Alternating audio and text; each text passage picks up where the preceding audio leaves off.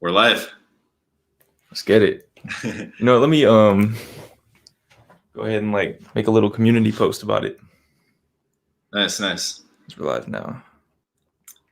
And welcome everyone to the stream and people viewing this afterwards. I am here with Jordan Green, who's an up-and-coming YouTube star, I feel. I feel it's kind of hard to break into YouTube nowadays. The last couple of years, YouTube is just very saturated, and I feel like you're one of the few who's kind of rocketing up. And just watching your videos, I see lots of potential. I think you're an up-and-coming YouTube star. So I just wanted to say that. I appreciate that a lot. Definitely. And the format for this live stream is just going to be doing Q&As. Jordan Green, Jordan makes very similar content to me.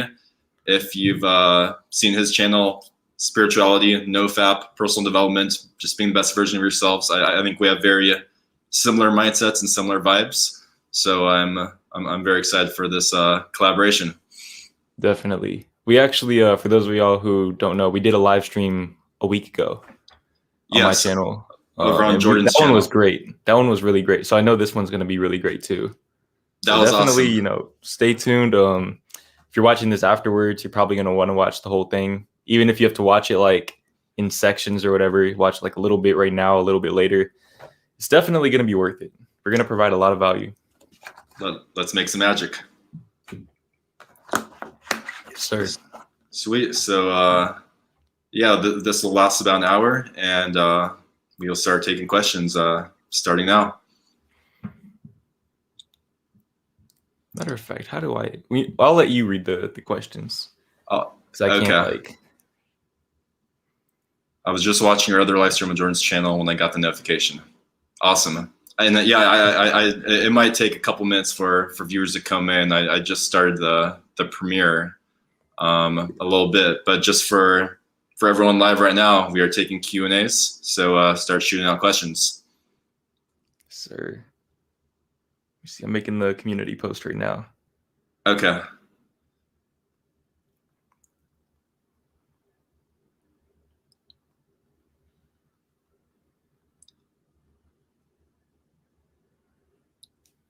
Go. For this live stream is just going to be doing Q&As. Okay. Sweet. All right. Oh, okay. Here we go. That's how you see the comments. It's literally the comments button. Okay. Here we go. First question: to count days or not to count days? I'll let you start, Jordan. What are your thoughts? Okay. Yeah. That's one of those things. It kind of depends on the person. I think for me personally, the very first time I did nofap, my first go around, I think counting the days helped me. But at a certain point, you want to stop doing that. I would say if you're going to count the days, don't count past about 90. Because what's the point of it's okay, I'm on day 675 of nofap. That doesn't really, at a certain point, the days start to mean less and less. If that makes sense. It's kind of like going to the gym. And when you first start going to the gym, you're seeing really great gains. But over time, things start to slow down a little bit. And that's when it has to become a lifestyle for you. So I think that's the most important thing, is turning it into a lifestyle. And when you stop counting, that's when it becomes a lifestyle. Yeah. For me, my goal is to never look at porn, never masturbate, probably ever again. So, I've seen some YouTubers talk about the secret to nofap or no porn is not to count the days, and I don't think it's that significant of a thing whether you count days or not. That like you said, I think it's more of an individual thing. There are a lot more important things to focus on rather than counting days. We have to think big here, and whether we're counting days or not, that's probably not going to be the make or break factor. And sometimes I see nofap YouTubers thinking small. You gotta be thinking big. What are your dreams? What are your biggest visions? Where do you want to just manifest greatness in your life? And when you're thinking thoughts like that, the thought of whether you're counting days or not doesn't matter as much. But for me, I actually do. I have a Google spreadsheet, and I do check off each day. And if I want to know, it just kind of feels good to check it off. And if I do want to know, I can go back and be like, oh, I'm on this day. So I do have the option, and it does just feel good to check off. And I do have an accountability partner where we check in once a week, and we let each other know, even if we slip on like, oh, I accidentally saw something on Instagram or Reddit for a little bit, we had a little slip. So I think like accountability is super important, and counting days, I think in the beginning of one's journey can be motivating, kind of get that digestible hump to 30 days or 90 days. But yeah, in terms of long term, I personally do it because I kind of find it fun. It kind of gamifies the system, but I think there are more important things, to be worrying about in this journey. Definitely. Yeah, I agree with what you said. It's all about you and your journey. I think the most important thing though is not so much counting the days, but what you do with the days. Exactly. That's really what matters. Is like, because if you're doing nofap just for the sake of doing nofap, it's not really going to do much for you. But like, exactly. if you use it to like, propel yourself into a better space mentally, physically, emotionally, spiritually, that's when you'll start to see the benefits. Yeah. Got another question here. This is good. Is it important to set a start date or to start immediately? And I have pretty strong thoughts on this, which is the only time to not look at porn or only time to not masturbate is right now.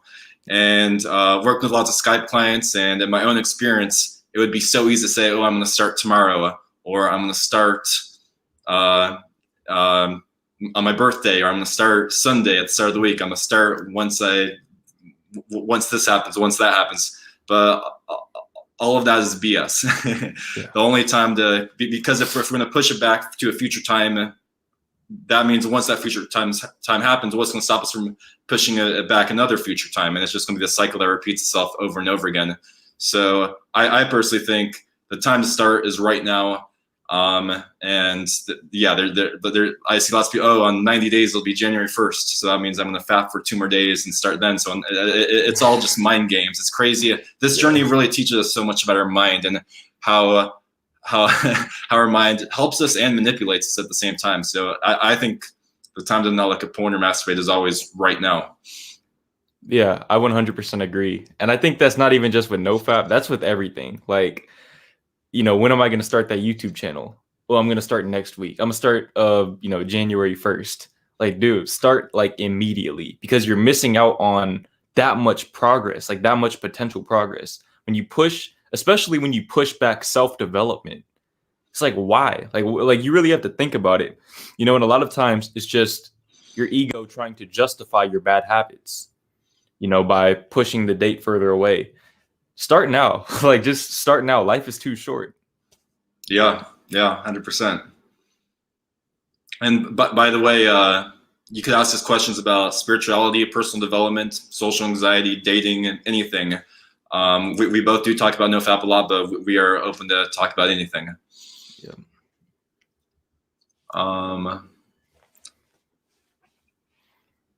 Does woman attraction exist? So I'm assuming with nofap, or is that a joke? And I know you recently attracted a relationship, so I'll let you start with that one. Okay, so I have like a couple of different theories on this. I think from a more, practical standpoint, right? For the person that isn't as invested in spirituality, nofap is going to make you more confident. Anytime you overcome a bad habit, or you just accomplish something in general, overcome an obstacle, you're going to become more confident. Women are drawn to confidence. Okay, if there's one thing I've learned in life, women are drawn to confidence. So when you're confident in yourself, you are naturally going to start attracting women. Okay, that's just like plain and simple. More women will be attracted to you. But I also feel like, and this is just like completely like bro science, like just my personal theory, I think that when you do nofap or, retention, we have like this biological desire to mate, to reproduce, right? It's just like inherent in our DNA. So when you stop doing that, when you deprive yourself of that, I think subconsciously the desire is still going to be there. And I'm a firm believer in the law of attraction. And I believe that when you put something into your subconscious mind, it will manifest itself in your outer reality.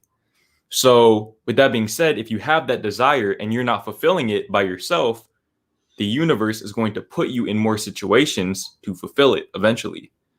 So either way you look at it, I do think that it's real. I don't think of it as something that's like a superpower. Like, you know how some people just make it sound like, oh, I started nofap and like 5 days later, I just have like all types of women hitting me up. I don't think it's like that, but it's just like, just from a logical perspective, I think that it is true to an extent.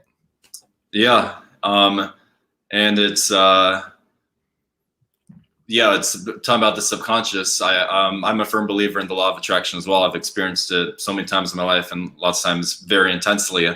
And desire, and especially burning desire, I think is one of the biggest things that aids up or speeds up manifestation. And when we're looking at porn and we're masturbating, we are just jizzing away our sexual desire into a tissue, but when we hold on to that desire and we're present with it and we cultivate it over long periods, especially over long periods of times, as that snowball, that desire manifests in just kind of a love for life and energy. And so not only does our sexual desire grow and our desire to express ourselves sexually, but it just acts almost as like a motor where we're going to be on top of our habits. We're going to be disciplined. We're going to have a positive perspective about life. And we're just going to always want to improve ourselves, because that desire is, especially sexual desire, is one of the biggest parts of our evolutionary biology. So when we harness that, instead of dissipating it, lots of people do it daily or multiple times a day, but when we harness that energy, it really creates this energy or magnetism within us. And there's lots of bro science, but at the same time, and it's just one factor of many things. NoFap is just one factor of many things. It's good not to obsess about it, but I definitely do believe in the magnetism aspects of it. Yeah, I love that. Because I don't know if you're still reading Think and Grow Rich. I'm like almost finished with it, but that's something that really stuck out to me in that book. For anybody watching this, definitely read that book. That's like a life changer. That's one of those like pillars of self-development type books. It's one of the best self-development books out there. Yeah, it's a classic. Like, just talking about the burning desire and how, sex energy is the strongest or most potent form of energy that we have within us, because it's life energy. It's life force energy. Energy is powerful. Everything is energy. Everything is energy and matter. So, and, energy and matter cannot be created nor destroyed, only transferred. And that's where transmutation comes in. You turn that burning desire, it like kind of like a, I guess a chemist or something like that. You turn that burning desire into results and you become your best version. And that's where, women attraction, but also success comes from. That's where all of that comes from with nofap and retention. Beautifully said. And it was really cool. When we did the live stream on Jordan's channel last week, Jordan started talking about Think and Grow Rich, and I was like, no way, I'm actually reading Think and Grow Rich right now too. And that's one thing I've noticed, that when I feel aligned with myself, kind of just, in my true self, I experience synchronicities that a friend is reading the same book as me. Yeah. And it's like there is this underlying consciousness that links us all and that recommends books at the same time to people. Or I don't know. And then it's a mystery of how it works. But the more I feel aligned on my path, the more like synchronicities and meaningful experiences there are, and that makes me more positive and believe in life. And it's easy to kind of get frustrated with society and think life is random and chaotic. But when I experience synchronicities, life just turns kind of magical and uplifting and positive. And I believe in, a higher intelligence, however someone likes to describe it. Yeah, I was just curious, what are your thoughts on spirituality, Jordan? I mean, I feel like spirituality is the foundation of life.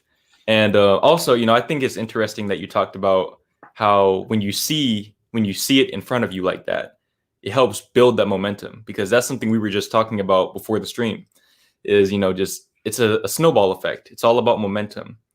I forgot what was the saying that you said. It's a very common saying too. I forgot it. It was like Oh, an object in motion stays in motion. Yeah. Yeah. So when you get the ball rolling, it's like, it's only going to build more momentum. And, the higher intelligence, whatever you believe that is going to provide you with more examples of it, with more opportunities to, further strengthen that belief system.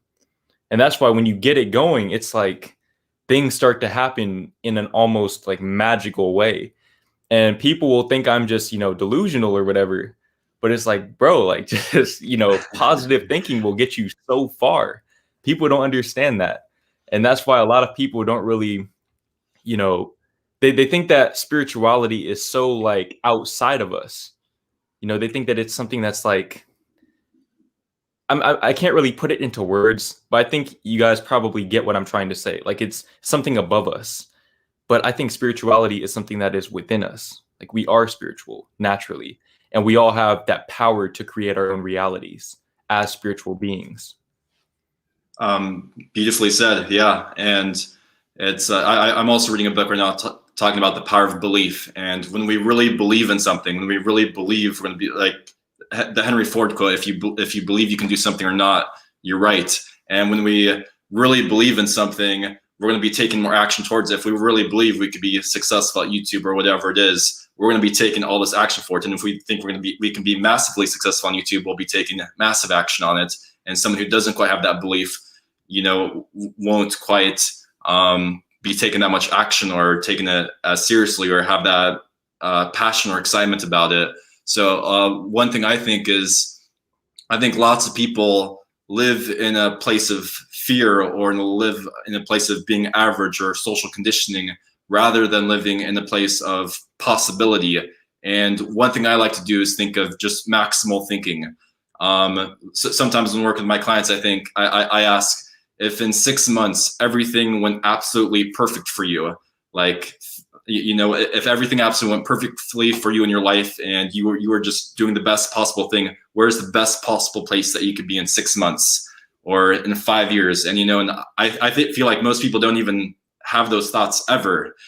People never think of where's the best possible place I could be in 6 months or 5 years. But that's something I try to condition into myself every single day, every single night before I go to bed. I have some written down goals and plans, and I relive it in my mind and in my imagination, and I'm constantly thinking where could I be in 5 years, and think maximally. And I think that's super powerful. Yeah, exactly. One thing that I always try to say and instill within my supporters is don't inherit other people's limitations. Okay, when you look around you, and this is kind of like sad, but it's the truth. Most people are negative in the way that they look at life, in the way that they go about things. A lot of people are pessimistic. That's why the 1% is the 1%, because 99% of people look at things in a more negative way. And I think that once you condition yourself to think bigger, and a lot of that is by watching what you consume, by consciously consuming information that will expand your mind and expand your imagination and make you think bigger. That's everything. That's where it's huge. It all starts with a thought.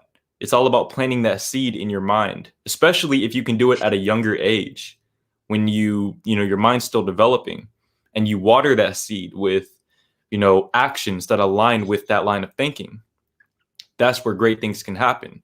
If you just think positive, you think bigger, you allow yourself to experience those thoughts.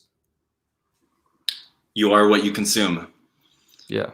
Yeah. And I feel like lots of people, it's maybe after once they get into kind of the matrix of life, and they're in the matrix for a long time, and I feel like lots of people kind of settle for average or settle for mediocrity.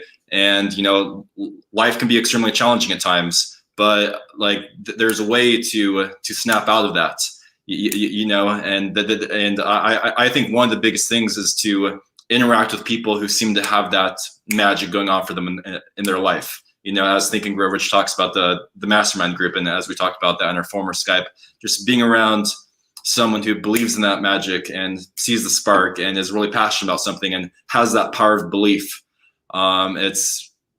That's a huge game changer, just energetically. Yeah, Just changing that belief and just being around that person, it could really wake someone up. yeah, that's literally everything. And like honestly, I think, sometimes it can be done that way. Sometimes it has to be done through isolation. Like I feel like for me personally, through quarantine last year, that's when I really had a paradigm shift and I started to see things differently. I started to think in terms of that higher level that I know I really truly want to get to. And I stopped letting other people impose their limitations on me. I started spending a lot of time by myself and, looking within for the answers. And as a result, I began to attract people from outside of myself that, like I said, the universe is going to give you more opportunities to strengthen that mindset, strengthen that belief. So sometimes that comes in the form of, synchronicities. Sometimes it comes in the form of people. And, Sometimes it could be a book. yeah, exactly. And, the mastermind, it's, it's everything. It's all about what you consume and who you're around. You become the average of the people that you spend the most time with. And I think that a lot of people forget that we have the internet now. And so, when Think and Grow Rich was written, the internet didn't exist.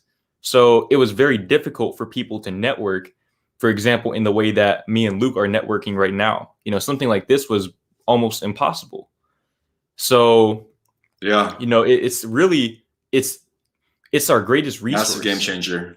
Yeah, but it can also be your greatest distraction. Just like we were talking about in the first live. It's all about how you use it. And that is all about your mindset and what if you think bigger, then you're naturally going to use your resources in a more efficient manner. The internet is so powerful, but it's a double-edged sword. And most people use the internet, this huge, powerful tool, to surround themselves with toxic things, whether it's paying attention to highly polarized news sources that are very toxic, or about the Kardashians, or with porn, or just most things on YouTube or news or Yahoo or Reddit. It's trash. Yeah. It's not doing anything for you. It's a complete waste of time. You said something really powerful in the first live stream when you said, think about all the time you've spent on like social media or the internet over the last 10 years and how much of that time like was actually fulfilling, how much of that time actually did something for you, how much of that time actually, do you look back and smile on, or you find it was valuable? And it's like 99.99% of time is completely wasted. Exactly, dude, it's terrible. that was one of the most powerful things you said on that first live stream. It's so true. Dude. And I feel like lots of people, whether it's checking stocks or Bitcoin or the news, or it's like, what are you doing? Like, wake the fuck up. Exactly. It's something I'm working on myself more. It's always improvement, but it's just crazy. I think how much people waste away on screens. Exactly. I think honestly, something that so many people would benefit from, and it's like, it seems small until you actually start doing it. When you wake up in the morning, don't get on your phone. Because a lot of people, and myself included, I was like this for a while. I'd wake up and I'd just get on my phone for hours, especially, getting used to like working for myself and setting my own schedule. It's like my mind would create all these ways to justify that. But it's like, bro, you are wasting away hours every day. If you waste away 2 hours a day doing that, when you first wake up, in 12 days, you've wasted a day of your life. Yeah. Okay, and that's a day you can't get back. Time is like, I'm not going to say time is limited, that's like a more, spiritual perspective, but our time as us in this experience, in this realm, is limited. Mm-hmm. And, you don't want to be wasting time away, especially when you're thinking bigger like that. Our next question is from Arcane. NoFap makes me feel irritable and more annoyed by people, so I just do no porn. And my biggest philosophy is you need to do what works for you. So I think the biggest thing is to quit porn, and doing low FAP works just fine for lots of people. And some people can't handle the excess energy of doing no FAP. But I think that is a reflection of that you're not doing the proper self-care to handle the sexual energy that it's like your battery system can't quite handle your sexual energy current. So you need to drain your sexual energy currents because your battery isn't big enough. So rather than blaming nofap and saying nofap isn't for me, my perspective on that would be how to improve your battery. And one of the biggest things that help with irritability is meditation. And one thing I talk about with lots of my clients is try meditating for even 10 minutes a day, but try 20 minutes a day. Take all that screen time we were just talking about and instead meditate. And that helps so much just with having a clear mind and a grounded mind and to be relaxed and cultivate this healthy battery within you. And some people aren't into meditation, but like other things I recommend are just like taking a long walk. If people take a 30-minute walk every single day, or we're just in nature every single day, or just doing yoga, just doing stuff like that calms down the irritabilityness. That I don't think it's nofap causing the irritabilityness. It amplifies it, but really what we should be, I think nofap is truly for everyone. But most people aren't used to just sitting alone by themselves. Most people aren't used to being on nature. If you're on your phone all day in this toxic society, you're gonna be feeling irritable on nofap. But you actually have to be working out, exercising, but also doing grounding and centering activities. That's my take on it. What are your thoughts, Jordan? I definitely agree with everything you said. I think you have to have, for me personally, I'm no stranger to the nofap anger, and I think I could be wrong on this, but I think that has to do with just increased testosterone levels. That's just like I would imagine that the two are linked. So for me, I think it was about finding a good balance of two. You need two things. Okay, you need something that's going to calm you down, and you need something that you can channel that anger into. So, the natural answer for the second one would be going to the gym, working out. Using that anger, like if you've ever like went to the gym or worked out while you were mad, like you'll get in some of the best workouts that you'll ever get. You don't even need music. You just use that raw energy. And, you obviously also need something to balance that out.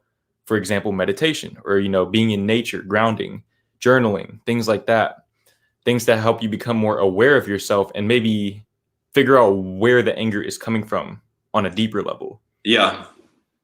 So I that's think very it's true. Getting more to those core issues. Yeah. Yeah, it's all about balance. And not rejecting the anger. Okay, a lot of people make that mistake of trying to suppress it. And what's going to end up happening is it's going to come out when you don't want it to. It might come out on your parents. It might come out on your girl.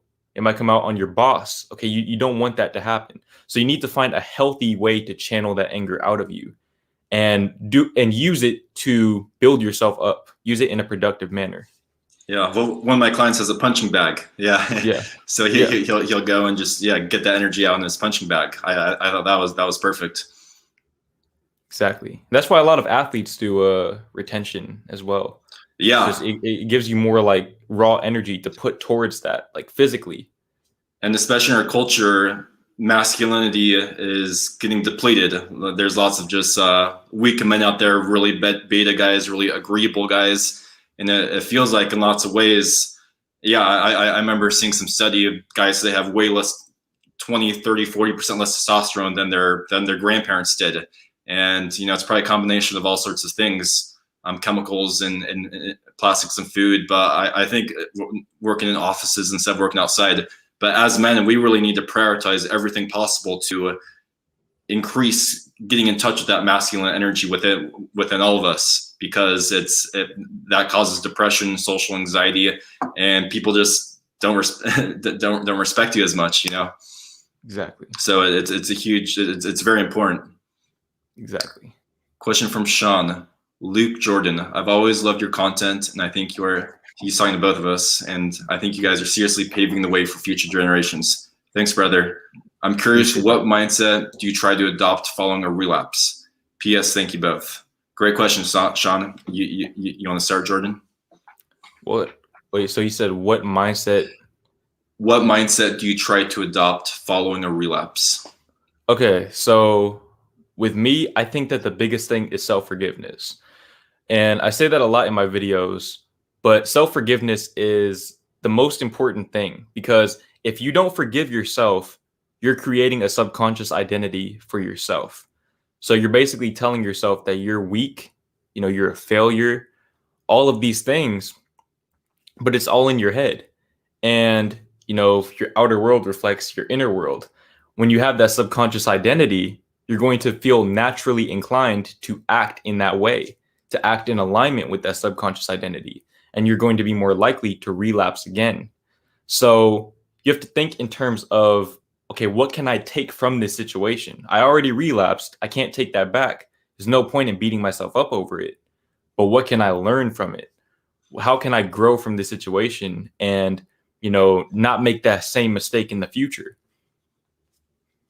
Great answer. Yeah, there's always insights in every relapse. It's like the nofap journey is like we're being on a boat set out to port, and a relapse is the boat starts to sink. But when it starts to sink, that's because there's a leak in the boat somewhere. So we need to go back to port, figure out where that leak in the boat is. Oh, it's because I've been on Instagram too much. Oh, it's because I'm not exercising as much. Oh, I need more accountability or support. Figure out where that leak is, patch it up, and head back out to sea it. So there's lessons and insights in every relapse. And sometimes we could even have an attitude of gratitude towards the relapse because it taught us a lesson that we needed to learn. Also, I think right after relapse, it is important to take some sort of action that day to restart your positive momentum, whether it's exercising or eating a healthy meal or even doing laundry, just doing something just to get your self-esteem back up and getting the motion back up in your life. I feel like that's huge because there's the physical depletion of a relapse, which really sucks. But I feel like there's also this psychological effect where we're really down on ourselves, we're disappointed on ourselves, we're shameful, we feel pathetic, we feel weak, and we need to do something to kind of regenerate that forward momentum. So even if it's just preferably working out or doing something like that, but even just like doing laundry or cleaning your room or do something that makes you feel proud of yourself, summon up the energy, take a cold shower, do something to start getting that momentum going again. Because if you don't, oftentimes there could be the chaser effect and you relapse again, or you dwell on the relapse for way too long. But you need to, even just some small action to get the momentum going, I think is really important. Yeah, it's great advice.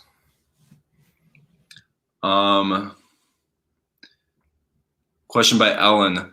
What do you guys think of GLL? Don't know who that is. He's a pickup artist that says you should have sex with a ton of girls when you're young to be emotionally healthy. I definitely disagree with that. That's there's lots of YouTubers who are the blind leading the blind and giving out extremely toxic information to make people feel insecure.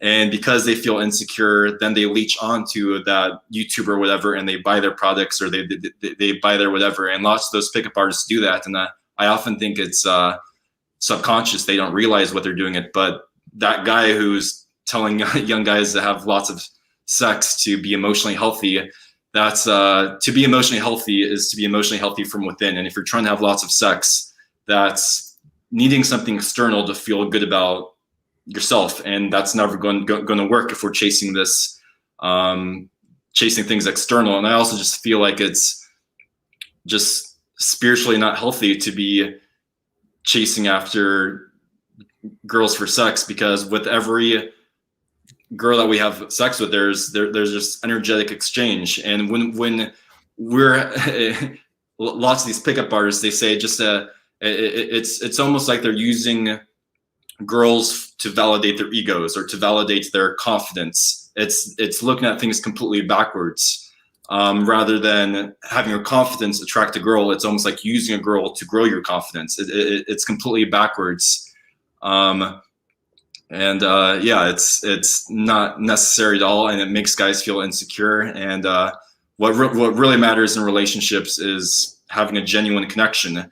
And that there are healthy and wholesome ways to get good with girls. You don't need to have sex with lots of girls, but be courageous and go to, like, for me, I went to a yoga studio for a while where I can meet some girls. You don't need to I feel like lots of guys think they need to go to like nightclubs and parties and have one night stands, but you could go on that journey of like developing your courage and getting out of your comfort zone, but in more wholesome ways, by going on dates with girls or getting to know actual girls that you respect and admire. So like a girl who's into yoga or spirituality, meet those types of girls. And actually, and like what we were talking about earlier on the stream, you are the average of the 5 people you surround yourself with. So if you're just trying to have sex because you want to be emotionally healthy, you're going to be coming from an emotionally unhealthy place and attracting emotionally unhealthy girls, and then you're going to become more like those emotionally unhealthy girls. Like attracts like. So it's more about finding secure girls that we respect and admire, and being around them and getting out of our comfort zone around them and trying to connect genuinely with them. Man, you pretty much got it all right there. One thing that I do, like, I want to expand on this a little bit. You guys need to be careful who you watch. Okay, like we were saying earlier, the content that you consume, that will stay with you. Okay, it's all programming. I think I heard Von Two Cut say this not too long ago. It's all programming. Everything that you consume is programming. So be mindful of what you consume. Be mindful of the people that you watch, because a lot of times when you watch these people, especially dating coaches, they're coming from a place of trauma. Okay, so whether they genuinely believe what they're saying or not, I don't know them personally to know that. But what I will say is that if you follow a lot of their advice, especially if you follow it at face value, okay, and I'm not even going to sugarcoat it, a lot of red pill YouTubers, like a lot of people who build their whole like brand around that, they're trying to make a living off of this. So what are they going to do? They want to keep you coming back to their videos. And, you don't have to believe me, but understand that I am a YouTuber. So, I know, like, I know how this stuff works. Like, I know you have to try to bring people back to your channel somehow. So a lot of these people, they're going to play into your insecurities by providing a community, okay, a community of confirmation bias. That's really what YouTube channels are. It's just a bunch of confirmation bias, which is why I try to like offer different perspectives. But even myself, it's just the nature of humans, like confirmation bias, and it creates these communities of like-minded people, which can be good, but it can also be bad. So that's why I think it's very important to not get overly attached to watching like one person or just consuming a specific type of content. It's always good to get as broad a perspective as you possibly can, so that you can come from a place of, being objective about things and not just buying into something that some random dude on the internet says. Y'all forget, man, we're regular people just like y'all. Like, we just like have a camera. That's the only difference. And we're just speaking our minds. So, we're not always right. And I'm no exception to that. Yeah. So just watch who you watch, man. Watch who you are a supporter of. That's all I'm gonna say. Definitely. And yeah, get varied opinions and varied perspectives. And I've gone back and I've taken down some videos I made 3 years ago, 4 years ago. Not that many, but every once in a while I go back and be like, actually, I don't agree with that anymore. And I've taken it down. We're all just humans. We make mistakes. We're all trying our best. But it's true. I see lots of YouTubers it's almost like they're taking advantage of people's insecurities. And I've met a decent amount of YouTubers, and some of them, there's lots of really awesome people out there, but some of them behind the scenes, they're quite shady. They're only about like money and status, and they I've met some shady YouTubers, and if you don't meet them in real life on screen, they look really trustworthy and great, but there's some shady people out there. So it's definitely great to take seriously. But yeah, it's my friend was actually just telling me yesterday how the whole media industry is basically designed to prey on our insecurities. And he said, even just like radio stations 30, 40 years ago, the reason that radio stations kept playing love songs a lot, and the whole reason why most radio stations play love songs all the time, is because it makes people feel lonely. And when people are feeling lonely, they're going to more buy products that the radio channels are advertising. You're more susceptible to advertising when you're in that emotional state. So it's everyone in our society, like everything in our culture is almost designed to make us feel insecure and lonely or whatever, because when we're in that mood, we're willing to buy something that we really shouldn't buy, but we're being brainwashed and programmed to do that. Yeah. No, exactly. There's a whole agenda behind this. And we could talk about this for days. But honestly, the most important thing is it's not so much avoiding it, because you can't necessarily avoid, like advertisements, because they're everywhere. I think the key is being aware and being secure within yourself. That's where, the battle is won. Is won from within, because they can only affect you as much as you allow them to. But it's on you to develop your confidence. And that's why, doing things like nofap, for example, doing things like taking cold showers, just leveling up in however way you can, you're becoming more mentally strong, and you're going to be harder to reach by the external programming, because you're doing a lot of internal conscious programming.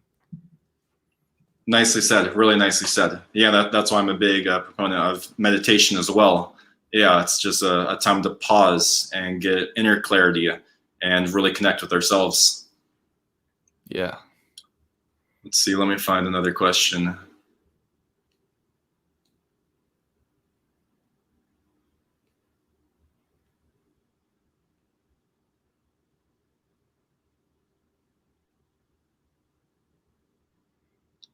Thoughts on battling two addictions at the same time?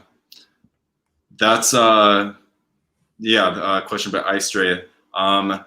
That's rough. Yeah, and sometimes people battle. I think we all have multiple addictions, whether internet addiction, junk food addiction, validation addictions. Everyone has basically multiple addictions. But in terms of big addictions like a porn addiction or cigarette addiction or weed addiction or a drug addiction, one big thing I recommend is getting professional help. Go see a therapist. And one thing a therapist told me, who was a friend, is if you knew how good it would feel to be recovered and to be living a life free from addictions, you would sprint towards healing. You would do whatever it takes now to overcome your addictions. And you don't want to be the guy in 5 years from today, right now, who's still battling a porn addiction or a weed addiction or whatever it is. You want to do whatever it takes now to heal your addictions. And if you have two addictions, that just makes it even more important. So I'd recommend getting help, and whether a therapist or maybe talking to a friend and being like, finding an accountability partner with a friend. Go to a friend and say, hey, I'm struggling with weed or alcohol or porn or video games or whatever it is, and this is something I want to improve. And make accountability systems. Do a system where you have a call with that friend once a week and check in with each other, or where you could text each other if you're struggling.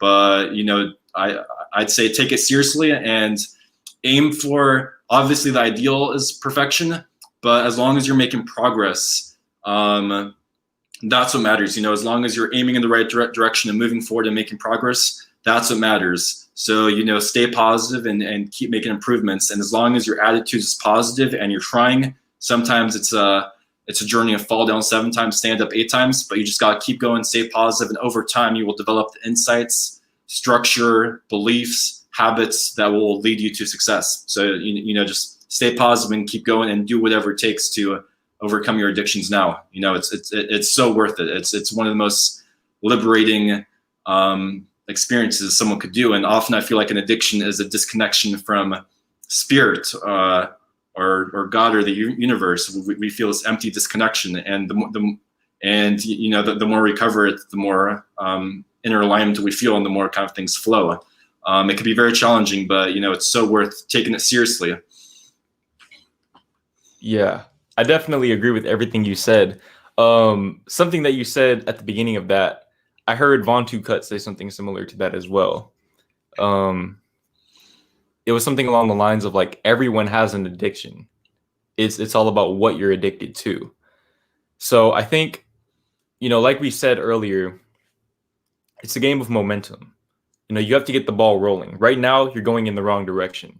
And that's why, like we said earlier, you have to start now. Okay, because the further you delay that process of, getting your life together and overcoming that addiction, the more momentum your addiction is generating. So you need to start now and, make sure that you take whatever actions you can, which I would say if you're battling 2 addictions or more, start with the most destructive one, if possible. And once you start to generate momentum with that, that momentum will very likely carry over into your perception of yourself. And that's going to help you overcome the rest of your addictions because you're going to think, okay, if I can overcome this right here, if I can overcome my addiction to nicotine, I can overcome my addiction to gambling because, I already like what difference does it make? I've already overcome one of them. So it's all about, you know, getting the momentum going in the right direction and finding a better addiction, finding an addiction to self-improvement, to leveling up, to being happy and healthy and things like that. That's Yeah. where the addiction should be, I feel like. Yeah, definitely. And yeah, I almost see life as like a video game, and I see myself as a character in the video game, and how can I level up? And addictions are things that just drop our skill points in the video games.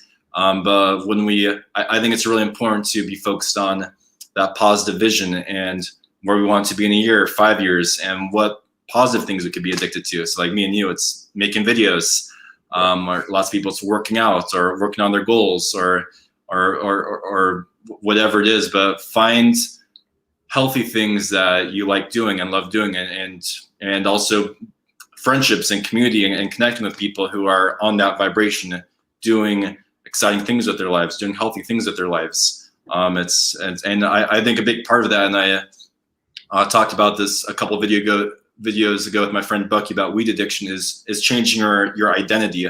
Often people have an identity of, oh, I'm the weed smoker, I'm the stoner, or I'm the alcoholic who goes to the bar all the time.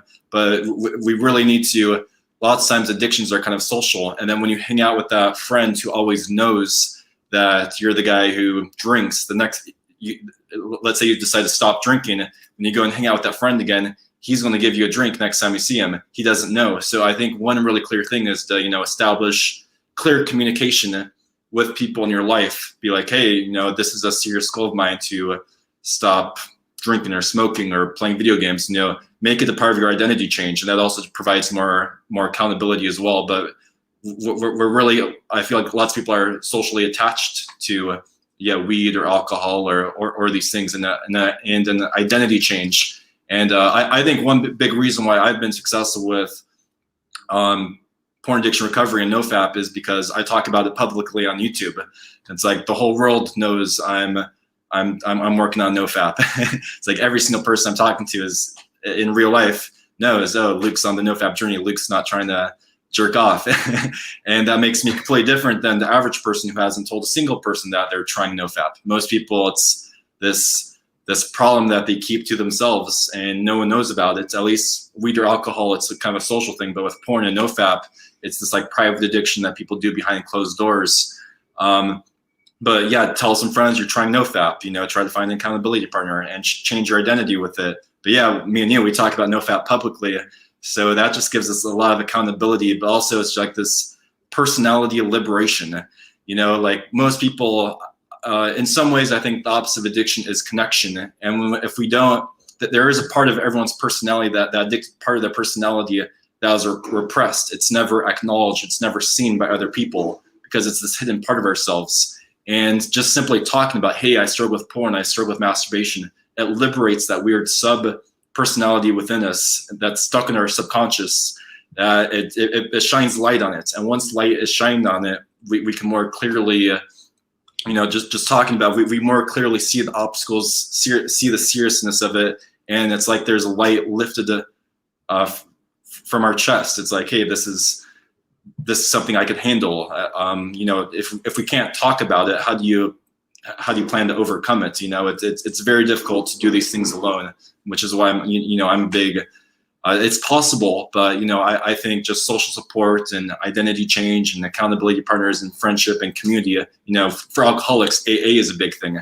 You go to these group meetings all the time. I feel like that's a very powerful path forward in overcoming addictions. Yeah, No, definitely that. Like, and I think, I like the point about how liberating it is to just talk about your vices, just talking about them, something so simple. And it's like, we're so scared to do it, but then when we finally do it, we wonder why we didn't do it, like, so like a long time ago, because it's like, like nobody, I'm not going to say nobody's going to like make fun of you for it, but it's like nobody, like people really don't care like that, bro. Like the only people that are really going to give you actual attention are people that are trying to help you or people that have the same problem. So not only are you liberating yourself, but you're liberating them as well.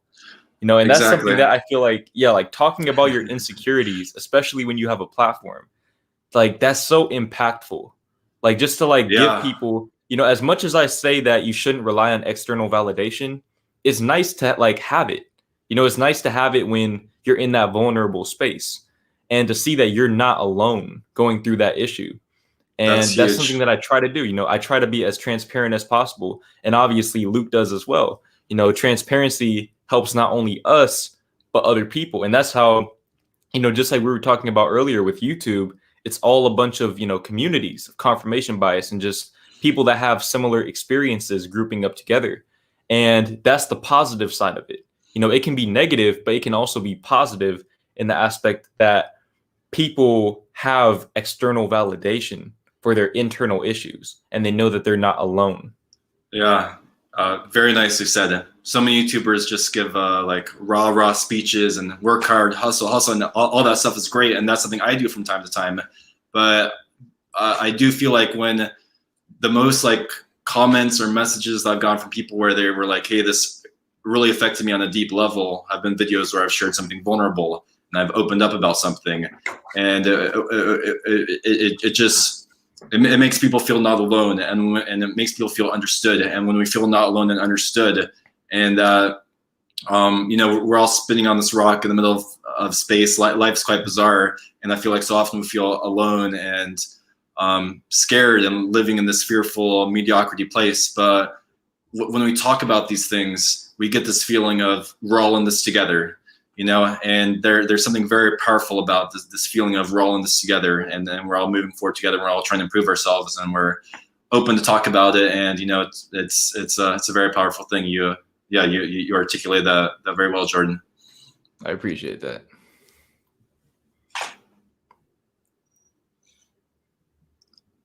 Let's see.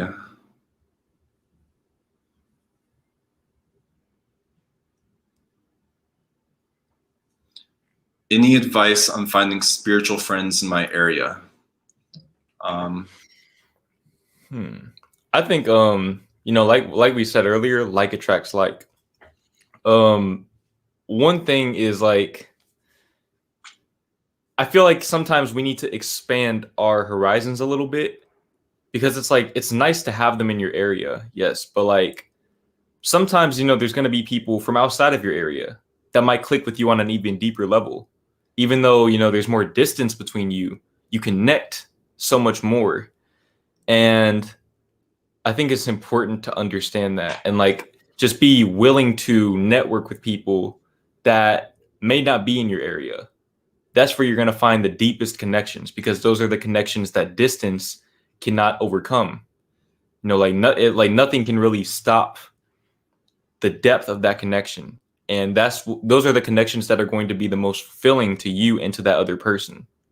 So I'm not saying that you can't find them in your area, obviously, but like just expand your horizons a little bit and work on your spiritual journey, and you'll naturally attract people who are also on their spiritual journey. Because people who are spiritual are typically very energy oriented.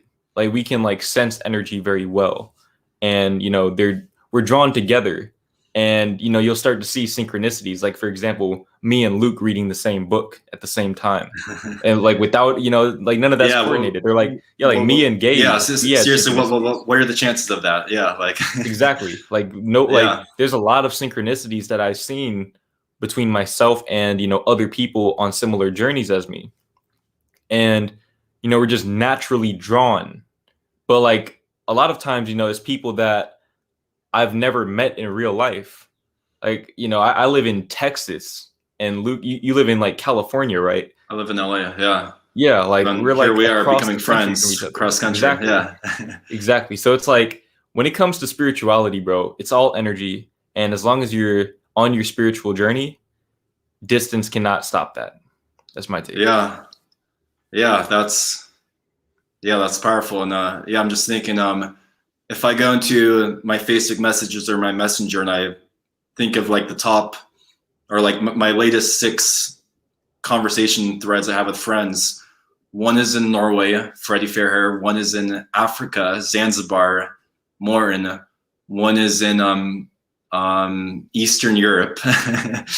One is in Australia. One is in New York City. It's like I have friends all over. Lots of people I connect with the most. One of my best friends is in Michigan. Yeah, it's like lots of my friends aren't actually local, and I think the internet has really changed that.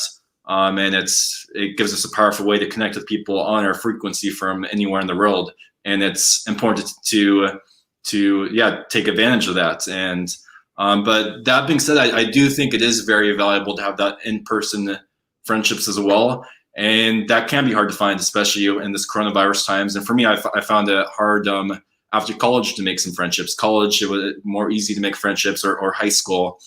And I think it is important to have some in-person friendships as well. And I think a big part of that is having the intention and putting yourself out there, getting out of your comfort zone and trying new things, whether going to yoga class or meditation class or some law of attraction event, or even going to the gym or just getting out of your comfort zone and trying new things. And sometimes it's going to be a dud. You won't meet any new cool people, but if you try, I think the universe or God often will meet you halfway and put other similar people on your path. And when you go on these events, you have to get out of your comfort zone a little bit, smile at people, introduce yourself to people. If someone's at the gym, offer to spot them, or I've made some great friends at the gym actually, and it's like you can make friends anywhere. I'm a very introverted guy, so often it's not natural for me. I have to utilize some courage and get out of my comfort zone. But when we put ourselves out there and try to talk to people and are friendly and have the good intentions, we never know who we might meet. Yeah. And I think one thing as guys, I was talking to my friend in New York about this yesterday. Guys typically guys are almost like arrows and women are like circles. And I feel like guys, we often look for friendships where there's overlap in our goals. Me and you, we're both YouTubers, but it's, find people who have similar goals than you. And it's just much natural to start a friendship with someone who's also a YouTuber, or who's also into basketball, or who's someone in in the company you work for, so someone who has similar goals. And I feel like that's on men. We really connect with friendships who have similar goals. And for women, I feel women are better than men at just connecting with everyone and just, and that's something that sometimes I think I need to work on. Is sometimes I think maybe I could have developed some more friendships, but I saw lots of differences in that person. But what I should have done is try to more get to know them, get to know their world, and be really curious about them.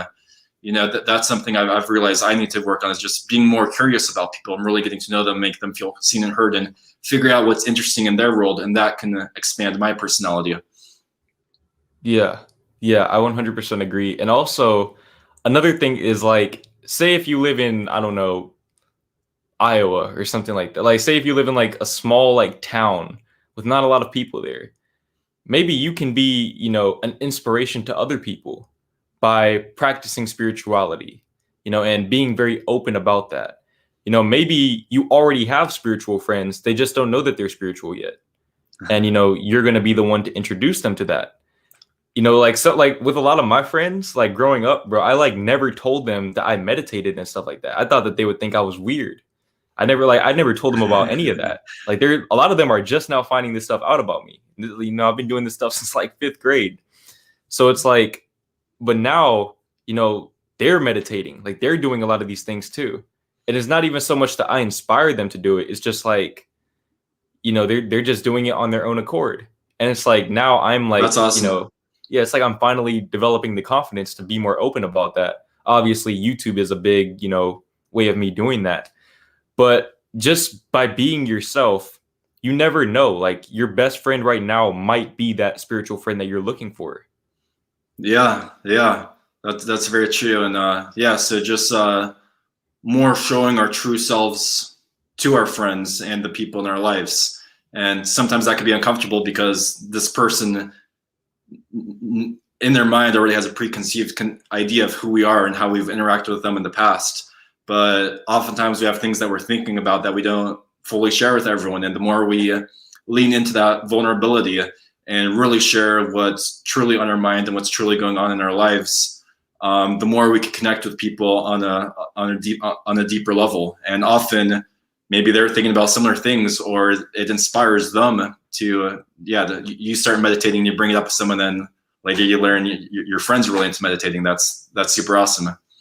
Yeah, exactly. And just like we were talking about with YouTube, like when you have a platform and you express your insecurities and you talk about the things that people don't want to talk about, you're going to draw people in that have those same issues. So when you have that level of vulnerability in real life as well, and I feel like this is why, relationships happen. Like, relationships can be a lot deeper than friendships for the most part, is because in a relationship, you usually have a level of vulnerability that you wouldn't necessarily have with your friends.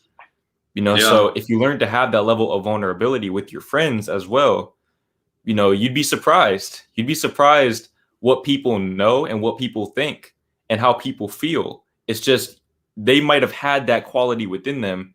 You're just the one to unlock it, or vice versa. And you can build off of that, side by side, and play into each other's energy and become better together. Those are the best types of friendships, in my opinion. Really nicely said. Really nicely said. Yeah. You're dropping some gems here. Hey, man, we're just out here trying to provide value, whatever way we can. And we're on this app called StreamYard right now, and I'm still trying to figure me out somewhat. But I just scrolled up and I saw a donation by Nazareth Haley. It's a $10 donation. So Nazareth, I just want to give you a shout out. Thanks for the love. It means a lot. So yeah, thank you so much. Sir. Let's do like 2 or 3 more questions, and then we'll wrap it up there. So yeah, sure. Everyone send in your questions right now. We'll take 2 or 3 more and wrap it up. Okay, the latest question is sun gazing opinions. I've heard about that. I've heard some people talk about that, and actually, I think I've seen it in the semen retention community a decent amount. I don't know much about it, so I haven't researched it. So I like to humble myself sometimes. And I know people, they like to have a strong opinion about everything, but I honestly haven't done much research on sun gazing. So I'm not going to pretend I know much about it, but my thoughts in the current moment, my uneducated thoughts in the current moment is, it sounds like nonsense to me. Okay, yeah. Maybe I'm wrong. It sounds like maybe you know more about it than me, Jordan. Okay, so like my take on it, I did a 30-day sun gazing challenge a while back. Okay. And the reason why I did it, I saw other people doing it and they didn't go blind. So I'm like, okay, if they didn't go blind, I'm not going to go blind either. So I have nothing to lose by trying it. Now, as far as the benefits go, first of all, I did it completely wrong. Okay, if you watch that video, don't do it the way I did it. I went out like in the middle of the day and like just looked straight up. Don't do that. You're supposed to like do it like during the sunset. Like sunset, right? Dusk, yeah, like dusk or dawn. I didn't know that. Don't do that. But so you were just staring at the sun in like the middle of the day? Yes, like the first day. I went up at like 3:00 p.m. like we're talking like August in Texas, and I just looked straight up. For like how long? Bad. Maybe like 20-30 second intervals at first. Okay. And like I didn't really see anything significant. One thing that I will say is this though. Okay, this isn't sun gazing technically, but this is something you can try to enhance your meditations. Okay, let me put you guys on game real quick. You go outside when the sun is out, okay, meditate, eyes closed, but you're looking towards the sun. Just try it. That's all I'm gonna say. Just try it. Tell me what happened. I don't know. Maybe it's just me, but I put my girl onto it, and you know what I'm saying. She does it like almost every day now. It's just like, I guess melatonin flowing or something, or I don't know. I don't know what it is. It just like has this way. I guess because the way that the light hits your eyes, or like I don't know what it is. Honestly, the sun is very powerful, though. I will say that the sun is very powerful. I haven't done enough research on it. I haven't done enough research on it to, really know, other than the 30-day challenge. But I would just say, like, yeah, I honestly, I don't really, I'm not like that informed on it. It's just, I will say I did it in August, and the main thing that I would try to do was like really think about all of the things I wanted to manifest as I would do it. And a big part of that was like YouTube growth. And I will say that in October, I had like I remember my sub count doubled. So like, I don't like, to this day, that still kind of like trips me out a little bit. And like, sometimes I'll just like if I'm watching a sunset, I'll just do it. Just, I got nothing to lose. But but maybe it was the fact that you were kind of believing in it and you were focusing on it, and maybe it has less to do with the sun, but more of the belief and your thoughts on it and the feeling generated. Maybe there is some aspect with the sun. Yeah, exactly. Like I don't know. Like I don't have like a clear, definite answer, unfortunately. But like, I mean, I'm not blind.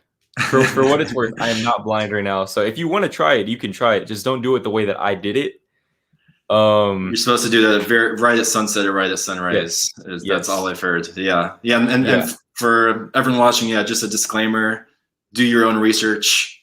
Don't do anything stupid, and do your own research, because that's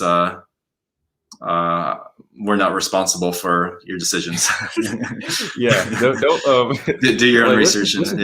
For me, if I look at the sun for like 2 seconds, I have to like turn my eyes. I'm surprised you were able to look at it for like 20-30 seconds at a time. I guess it's just like the mind is so powerful, man. Like just the fact that I saw other people do it, it's like, okay, if they can do it, I know I can do it too. And it's like, I don't know, if you like, you have to kind of like, it's like opening your eyes underwater.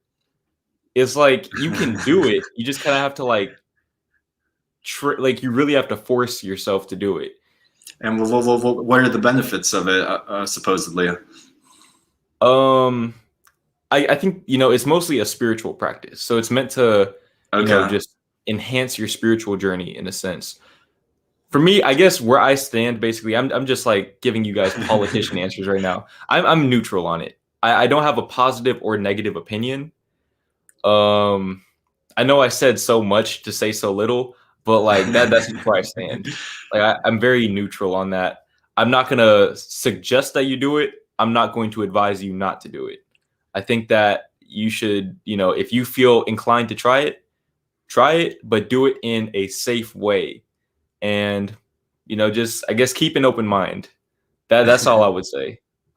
Yeah. And so someone's saying it's a way to expand the pineal gland. That's interesting. Yeah, I don't want to learn more about the science behind it, but my initial unresearched perspective on it would be it sounds kind of dangerous, to be honest. I'm glad to hear everything's good with you, and it sounds like for most, but it's my uneducated opinion is do your research, and if you do it, find trustworthy sources, and if you do it, only do it at like sunset or sunrise, because that does sound a little dangerous to me.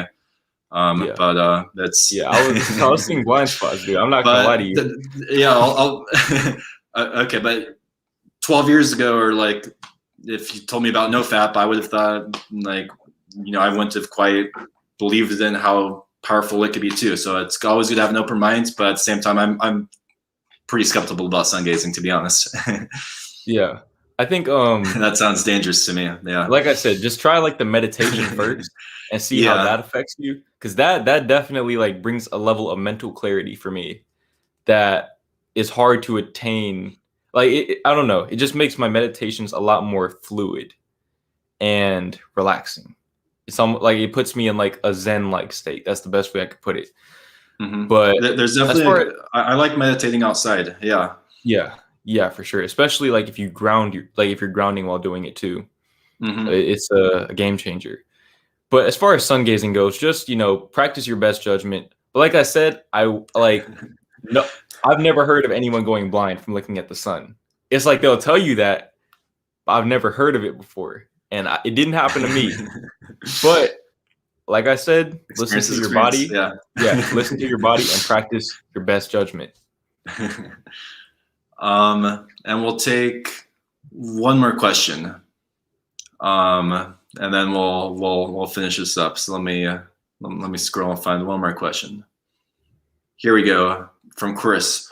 What obstacles did you guys face when manifesting? You want to go first, Jordan? Okay, yeah. For me personally, just lack of patience. That's always really, really been the only obstacle that I faced. If you have the long-term mindset, you know that it's coming no matter what. And, any obstacle that you see, you'll understand that that's just simply redirecting you to a more efficient route. But yeah, that's really it.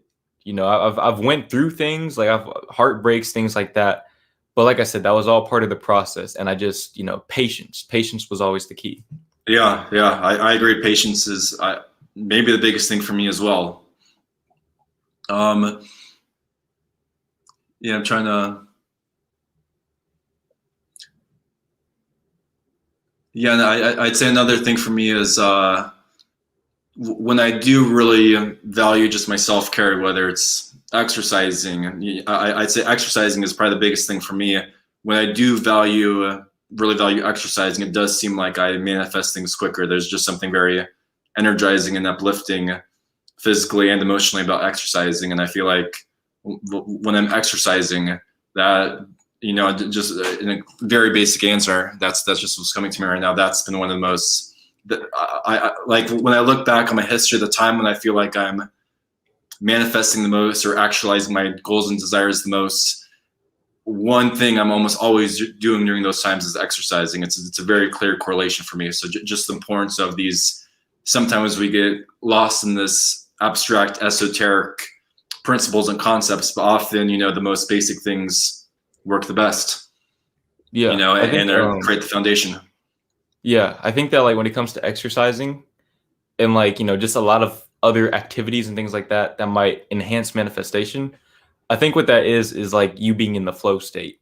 I think when you're in the flow state, that's when things start to like flow your way because you're in the flow state. Yeah, exactly. And, yeah, like you're just in the moment more. And when you're in the moment, your perception of time changes. And, obviously time distorts around you. And that's when it feels like things are coming in quicker because they are. Realistically, they are. Because you're in the present moment and you're really, enjoying the process, enjoying the journey. That's the most important thing. So just asking yourself, what brings you into a flow state? And the more you're in the flow state, the more it changes your beliefs, which will attract more. And then the flow state will rub off into other areas of your life too. So just asking yourself what puts you into a flow state and, in a healthy way and moving more towards that. Exactly. Sweet. But this has been an awesome conversation, Jordan. Thanks again for coming on. For everyone watching this now or afterwards, make sure to go over to Jordan's channel and subscribe. Really awesome content, similar topics as me. And also check out the live stream we did over on Jordan's channel exactly a week ago. We talked about lots of awesome things in that live stream. I thought that live stream was excellent. But yeah, this was really fun. It was an honor to have you on my channel, Jordan. And thanks again. And thanks for everyone who's tuned in. I appreciate you. Sweet. Peace, everyone.